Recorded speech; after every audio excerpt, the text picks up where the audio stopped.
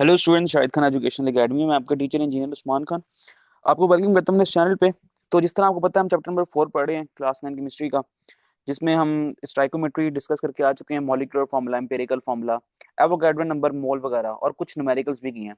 इससे पिछले लेक्चर में हमने एमसीक्यू सॉल्व किए हैं। अगर अभी तक आपने एमसीक्यूज नहीं देखे तो टॉप राइट कॉर्नर पे मैं आपको उसका लिंक दे रहा हूँ, आप जाके उनको देख सकते हैं और एमसीक्यू सॉल्व कर लें। अब उस एमसीक्यूज की खास बात यह है कि वो एमसीक्यू जस्ट मैंने सिर्फ आंसर नहीं लगवाए बुक पे। अगर मैं सिर्फ आंसर लगवाता तो वो वीडियो होती सिर्फ 2 से 4 मिनट की। लेकिन मैंने वहां पर ये हक अदा किया पढ़ाने का, वो इस तरह के मैंने हर हर एमसीक्यू को जिस तरह समझने का, जिस तरह समझाने का हक था, मैंने वहां पर अदा किया और आपको अच्छी तरह समझाने की कोशिश की है। तो वीडियो काफी लंबी है। अगर आप वाकई अपने आप से साथ सिंसेयर हैं तो आप जरूर उस वीडियो को देखें पूरी तरह, ताकि आपको अच्छे से सारे एमसीक्यूज भी समझ आ जाए। नहीं तो अगर रट्टा लगाना है तो फिर वीडियो के एंड पे चले जाइएगा। वहां पर आखिरी 1-2 मिनट के अंदर मैंने एमसीक्यूज के निशान लगाए हुए हैं, तो वहां से आप सिर्फ निशान भी लगा सकते हैं। तो ये सब आप पे डिपेंड करता है आप किस तरह पढ़ना चाहते हैं। बहरहाल अब यहाँ पर हम आज सॉल्व करने लगे हैं एक्सरसाइज के शॉर्ट क्वेश्चंस। तो शॉर्ट क्वेश्चन सिर्फ और सिर्फ ना 5 हैं। तो यहाँ पर हम सॉल्व कर लेते हैं, इतनी कोई लेंथी वीडियो नहीं है, आसान आसान शॉर्ट क्वेश्चन है। सब कुछ हम लेक्चर्स में पढ़ के आ चुके हैं। तो लेक्चर्स पहले ले लें ताकि कॉन्सेप्ट आपके पास हो, फिर शॉर्ट क्वेश्चन सॉल्व करते वक्त भी कोई मसला ना हो। चलते हैं पहले की तरफ। कहता है write down the chemical formula of barium nitride. इसके अंदर बेरियम होगा और नाइट्राइड होगा। तो इसको अब यहाँ पर कुछ भी नहीं है, जस्ट आपने एक लिखना है। तो शॉर्ट क्वेश्चन में इस तरह का आंसर क्वेश्चन नहीं आएगा, बल्कि एमसीक्यूज में आएगा। तो बेरियम नाइट्राइड का जो आंसर होगा ना, वो हो जाएगा बी ए। बेरियम का बी ए लगा दिया हमने, फिर 3 और एन यहाँ पर 2 लगा देंगे। BA3N2 बेरियम नाइट्राइड का केमिकल फॉर्मूला होता है। तो बस यहीं पर ये सवाल यहाँ पर खत्म हो गया। एमसीक्यूज टाइप के लिए ये क्वेश्चन इंपॉर्टेंट बन जाएगा, ठीक है, एमसीक्यू के लिए। शॉर्ट क्वेश्चन में इस तरह का नहीं आ सकता। ओके जी। अगला क्वेश्चन है find out the molecular formula of a compound. ऐसे कंपाउंड का मॉलिक्यूलर फॉर्मूला फाइंड करना है। क्या कंपाउंड है जिसका एम्पिरिकल फॉर्मूला CH2O दिया हुआ है और उसका मोलर मास दिया हुआ है 180। अच्छा, ये बुक में थोड़ी सी मिसप्रिंटिंग हो गई होगी, 180 ग्राम पर मोल आना जरूरी है यहाँ पर, ठीक है, यूनिट है इसका। तो बुक वालों ने आपको शायद यहाँ पर मसला हो गया उनसे, तो मैं यहाँ पर क्लियर कर देता हूँ उनको। बहरहाल अब यहाँ पर इसको मैं करवाने नहीं लगा। क्यों? क्योंकि अगर तो आपने मेरे लेक्चर्स देखे हुए चैप्टर नंबर 4 के, तो ऊपर टॉप राइट कॉर्नर के ऊपर ना मैं आपको एक लिंक दूंगा, वहां पर आपने जाके इस वीडियो को देखना है। वहां पर एग्जैक्ट यही न्यूमेरिकल, यही एज इट इज न्यूमेरिकल हमने चैप्टर के बीच की जो एक्सरसाइज थी ना, वहां पर भी सॉल्व किया हुआ है, ठीक है। तो वो आई थिंक लेक्चर नंबर 6 बनता है। तो लेक्चर नंबर 6 आपने जाके ले लेना है। यहाँ पर टॉप राइट कॉर्नर पे आपको उसका लिंक शो रहा होगा, वहां पर एज इट इज न्यूमेरिकल हमने किया है, तो वहां जाके आप कर सकते हैं। चलते हैं जी आगे। How many molecules are present in 1.5 gram of H2O। यार ये बहुत सिंपल है, क्योंकि हम जब हमने न्यूमेरिकल्स किए थे, जब चैप्टर हमारा एंड हो रहा था चैप्टर नंबर 4, तो वहां पर कुछ न्यूमेरिकल्स किए थे। उसके बाद हमने एमसीक्यू सॉल्व किए हैं, वहां पर भी हमने इस तरह के न्यूमेरिकल्स जो है ना बहुत किए हैं, जिसमें हमने मॉलिक्यूल्स फाइंड करने हैं। पहली बात बताते चलूंगा, जब भी मॉलिक्यूल्स फाइंड करने होते हैं ना, तो ये मैंने आपको एक ट्रिक बताई थी, एक तरह की, कि जब भी मॉलिक्यूल्स फाइंड करने होते हैं तो हमें एवोगैड्रो नंबर जो है 6.022 मल्टीप्लाई 10⁻23, इसका इस्तेमाल करना हमारे लिए जरूरी हो जाता है। तो बस ठीक है, कुछ मसले की बात नहीं है। 1.5 ग्राम हमें गिवन है, इसमें हमने जस्ट यही करना है कि हम इस मैथ से, इस 1.5 ग्राम मैथ से हम क्या निकालेंगे, नंबर ऑफ मोल्स। स्टार्ट करते हैं। आंसर आपने इस तरह लिखा है जिस तरह मैं लिखवा रहा हूँ। कैलकुलेट, कैलकुलेटिंग लिख लेते हैं, चलिए। Calculating the moles of H2O। इसका फॉर्मूला क्या है? Number of moles. ये याद कर लेना आपने, number of moles is equal to mass over molar mass. तो वाटर का जो मोलर मैस होता है ना, वो होता है 18। हम निकालते हैं मोलर मैस ऑफ H2O।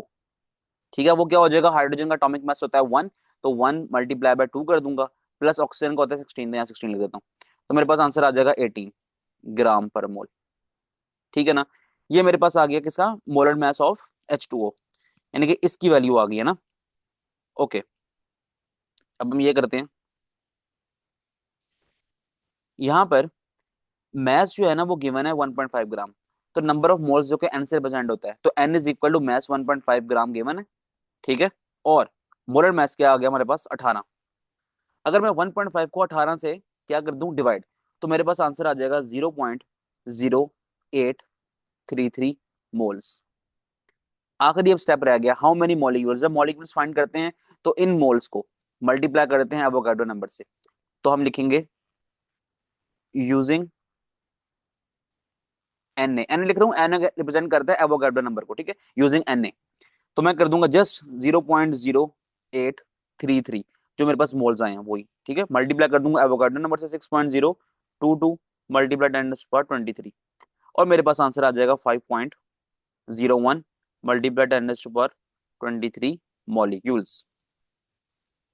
ठीक है, ये खत्म हो गया हमारा न्यूमेरिकल। आपने जिस तरह मैंने बताया स्टेप बाय स्टेप आपने इसी तरह सॉल्व करना है अगर आप चाहते हैं कि आपको 2 नंबर के सवाल में 2 नंबर पूरे मिल जाएं। ठीक हो गया। तो अच्छा, थोड़ी सी मेरे से एक गलती होगी, मैं कैलकुलेटर में दोबारा कैलकुलेट करके देखा है, ये 10^22 आता है, ठीक है, मैं आगे दोबारा लिख देता हूँ, 10^22, ठीक है, कैलकुलेट करें आपका आंसर आ जाएगा ये। तो अच्छा जी, चलता हूँ फिर मैं नेक्स्ट क्वेश्चन की तरफ। What is the difference between a mole and Avogadro number? कहते हैं एवोगाड्रो नंबर में और मोल में क्या फर्क है। हम बिल्कुल प्रिसाइज सा आंसर लिखेंगे, छोटा सा आंसर लिखेंगे।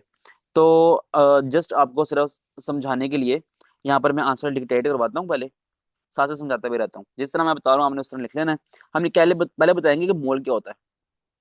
लेक्चर लिया हुआ है ना अगर आपने मोल और एवोगाड्रो का, तो आप खुद भी आंसर लिख सकते हैं।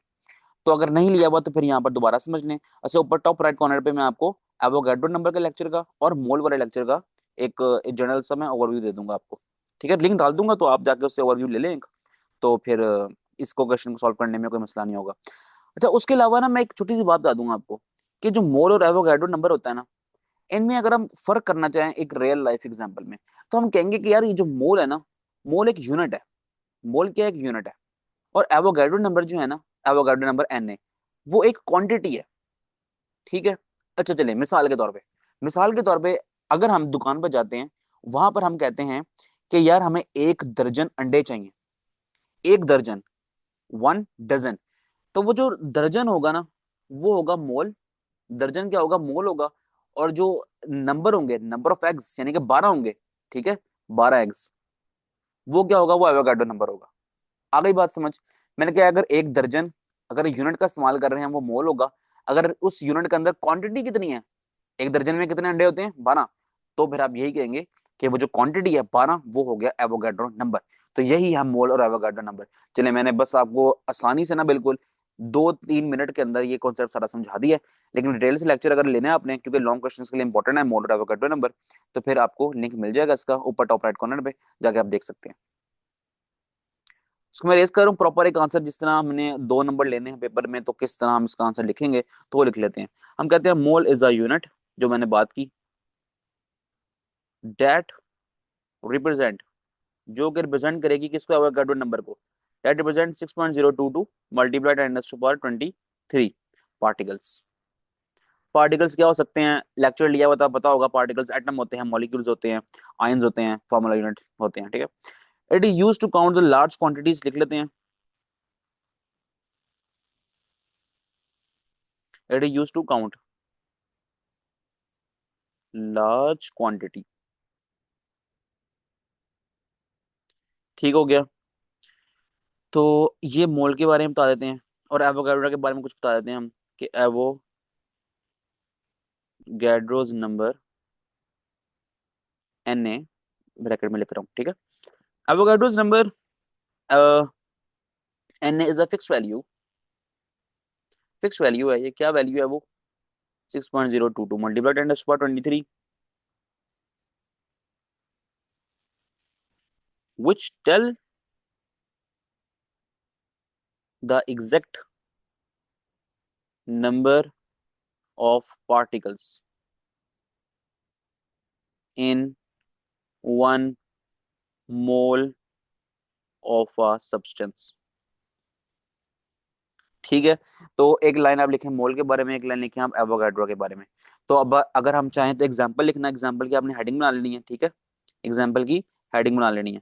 अगर एग्जांपल लिखेंगे तो हम कहेंगे कि अगर 1 मोल की बात करें, जिस तरह अभी ऊपर हमने एक न्यूमेरिकल किया ना, तो वहीं पर हम देखते हैं, अगर हम 1 मोल ऑफ वाटर ले लेते हैं, चलिए वाटर की बात करते हैं, 1 मोल ऑफ वाटर कंटेन्स, अगर 1 मोल ऑफ वाटर कंटेन करता है कितने पार्टिकल, 6.022 मल्टीप्लाई 10^23 पार्टिकल्स अगर कंटेन करता है, यानी कि मॉलिक्यूल्स करता है।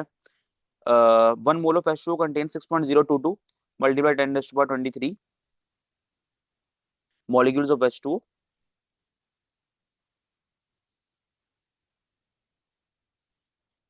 Molecules of H2O। राइटिंग गंदी आ रही है, जगह थोड़ी है, लेकिन आपको मैं डिक्टेट करवा रहा हूँ साथ साथ, तो आप खुद भी लिख सकते हैं। ओके, अगर हम कहेंगे 1 mole of H2O contain 6.022 multiply 10⁻23 molecules of H2O, तो फिर हम कहेंगे the mole is a quantity. Mole is a quantity, mole एक क्वांटिटी होगी, ठीक है। और Avogadro number N A, Avogadro number जो होगा वो होगा स्पेसिफिक वैल्यू, स्पेसिफिक वैल्यू। बस एग्जाम्पल में आप लिख दें। समझ आ रहा है ना, पढ़ा जा रहा है तो उम्मीद है पढ़ा जा रहा होगा, नहीं पढ़ा जा रहा तो फिर ना मैं जो डिक्टेट करवा रहा हूँ ना आप साथ साथ नोट कर लें इसको। चलते हैं जी अगले सवाल की तरफ। बड़ा आसान सा, बड़ा सिंपल सा है। Write down the chemical equation for the reaction. अब रिएक्शन क्या है कि कॉपर रिएक्ट हो रहा है सल्फ्यूरिक एसिड से। कॉपर का सिंबल होता है Cu, सल्फ्यूरिक एसिड H2SO4, ठीक है। कॉपर रिएक्ट हो रहा है किससे? H2SO4 से। फिर हमारे पास जो रिजल्ट आ रहा है वो आ रहा है कॉपर सल्फेट CuSO4, ठीक है। आगे उक थोड़ी, आई एम सॉरी, ये गलती होगी, यहाँ पर कार्बन नहीं है, यहाँ सल्फर है, सल्फर डाइऑक्साइड, ठीक है, प्लस वाटर। ओके, तो रिएक्शन हम लिखते हैं यहाँ पर। रिएक्शन हमारे पास ये है कि कॉपर रिएक्ट हो रहा है H2SO4 से। कहते हैं कि आपने इसका रिएक्शन लिखना है बस, ठीक है। तो रिएक्शन अब हम यहाँ पर ये लिखेंगे कि केमिकल इक्वेशन क्या बन रही है इसकी, बुक में हमें जस्ट यही कहा गया। आप क्वेश्चन देख सकते हैं वहां पर, 5वां क्वेश्चन है ये। Cu+2H2SO4, रिजल्ट हमारे पास क्या बन रहा है? Copper sulphate CuSO4, sulphur dioxide SO2 plus 2H2O। चलो जी, ये रिएक्शन है, बस जस्ट इतना छोटा सा आपने इसको कर लेना है। ये बात की कॉपर रिएक्ट हो रहा है सल्फ्यूरिक एसिड से, वो लिख दिया यहाँ पर। कॉपर सल्फेट बन रहा है और सल्फर डाइऑक्साइड बन रहा है, वो भी लिख दिया यहाँ पर। और वाटर बन रहा है, वो भी यहाँ पर लिख दिया।